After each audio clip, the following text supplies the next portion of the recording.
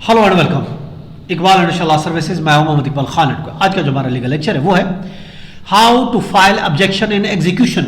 Execution में हम किस तरीके से ऑब्जेक्शन फाइल कर सकते हैं। आज हम इस लीगल लेक्चर में ये देखें कि हमने कोई एग्जीक्यूशन में ऑब्जेक्शन फाइल करने हैं तो किस तरीके से ऑब्जेक्शन फाइल किए जा सकते हैं। देखिए रूल्स है 97 से लेकर 106 तक और 121 एससीपीसी का, तो इसी से रिलेट करता है कानूनी जो हम अगर बात करते हैं।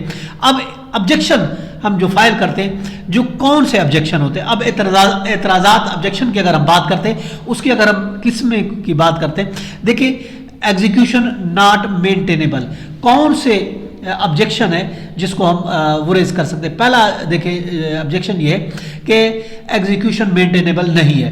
अब कैसे नहीं है, फॉर एग्जांपल ऐसी एग्जीक्यूशन में पहले से ही वो डिग्री एग्जीक्यूट हो चुकी है, वो ऑर्डर पहले से एग्जीक्यूट हो चुका है, उस पर अमल दरामद हो चुका है, पहली बात। दूसरी बात ये है कि जो कोर्ट का ऑर्डर है वो क्लियर नहीं है, कोर्ट का ऑर्डर मुबहम है और तामील के काबिल नहीं है, तो ये भी एक हमारा ऑब्जेक्शन है कि ये मेंटेनेबल नहीं है। तीसरी बात ये है कि डिग्री होल्डर ने वो शराइत पूरी नहीं की, उसको जो डिग्री दी गई थी उसमें कुछ कंडीशन थी, कुछ शराइत थी, अब वो शराइत उसने पूरी नहीं की तो भी वो याद रखें एग्जीक्यूशन मेंटेनेबल नहीं है। अब अगर हम बात करते हैं मोड की बात करते हैं, मोड ऑफ एग्जीक्यूशन कौन कौन से, किस तरीके से एग्जीक्यूशन को जो है वो एग्जीक्यूट किया जा सकता है। उसके मोड जो है, पहली बात तो ये अगर कोई पैसे नहीं देता या कंप्लायंस नहीं करता कोर्ट की डिग्री को, तो पहला तरीका क्या है, जायदाद की नीलामी अगर देखें की जाती है।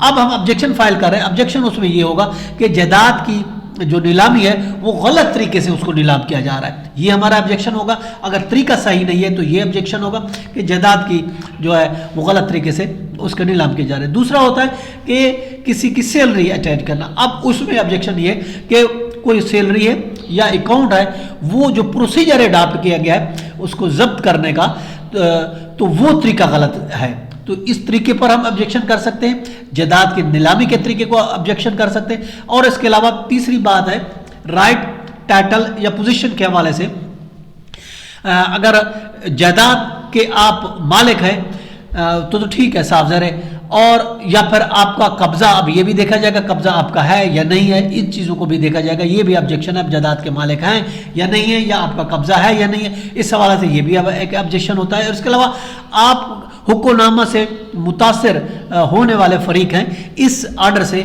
आप जो है वो इफेक्ट पड़ रहा है आप पर, तो इसके बावजूद आपको नोटिस नहीं दिया गया। फॉर एग्जांपल अब उसमें आप पार्टी ही नहीं है, आप उस प्रॉपर्टी में मफाद रखते हैं, उसको कब्जे में बैठे हुए हैं, तो साफ ज़रा आपको नोटिस देना जरूरी है। और अगर आपको नोटिस नहीं दिया गया तो ये बिल्कुल ऑब्जेक्शन आपका बनता है, आप ऑब्जेक्शन फाइल करते हैं। तरीक़ेकार क्या है ऑब्जेक्शन फाइल करने का, देखिए ये पहले सबसे पहले ये है कि आप जो